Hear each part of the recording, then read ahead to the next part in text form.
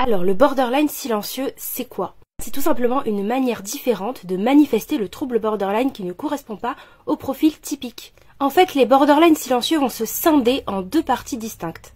Il va y avoir leur moi pathologique, qui est borderline et qui va être masqué aux yeux de la plupart des gens. Et il va y avoir une autre partie d'eux qui va être fonctionnelle et plutôt bien adaptée socialement. C'est un borderline qui va retourner sa colère vers l'intérieur et qui de ce fait va présenter beaucoup de comportements autodestructeurs. Il n'est pas rare de voir des borderline silencieux s'automutiler en cachette. En fait, il a grandi dans une famille où l'expression des émotions était bannie. Donc il va réprimer ses émotions et essayer d'avoir l'air entre guillemets normal aux yeux de la plupart des gens.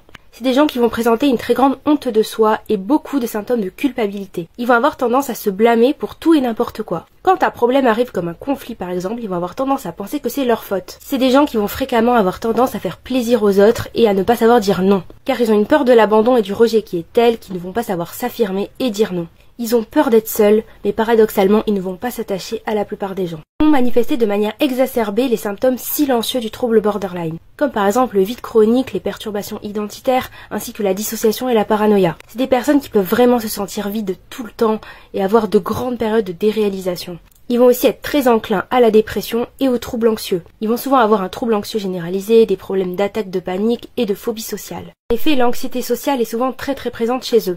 En société, ils vont tout faire pour fuir les conflits et ils vont au maximum cacher leurs ressentis. S'ils ont un problème avec quelqu'un sur un lieu de travail par exemple, ils vont avoir plutôt tendance à devenir maussades, renfermés et à se retirer. S'ils se sentent attaqués, ils vont plutôt devenir froids et distants et fuir toute discussion. Un borderline silencieux peut exploser dans le cadre de relations amoureuses ou de relations familiales très proches. Mais la plupart du temps, son anxiété sociale, sa peur de l'abandon et du rejet l'empêcheront d'exploser. Il est fréquent qu'un borderline silencieux clive les gens autour de lui. Mais contrairement à un borderline extériorisant, il ne va pas le montrer de manière frontale. Le borderline silencieux est déçu par quelqu'un, il va plutôt avoir tendance à se retirer.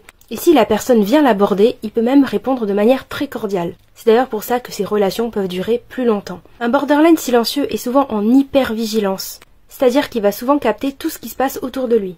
Quand il a une favorite personne, ça va souvent prendre des proportions qui sont exacerbées. Il va souvent se retenir d'exploser et s'en prendre à lui-même. La douleur va souvent sortir en automutilation ou en attaque de panique. Le borderline silencieux est un borderline qui a beaucoup de mal à parler de lui-même. La honte et la culpabilité sont au cœur de ses ressentis. Il manifeste souvent des traits de troubles de la personnalité dépendante et évitante. Je tiens à préciser que ce n'est ni mieux ni pire que d'être un borderline extériorisant, c'est juste différent d'un point de vue qualitatif. Tous les borderlines se situent sur un spectre entre borderline silencieux et extériorisant, et il va y en avoir un des deux qui va généralement prédominer. C'est la fin des 3 minutes, si vous avez des questions, n'hésitez pas à laisser un commentaire.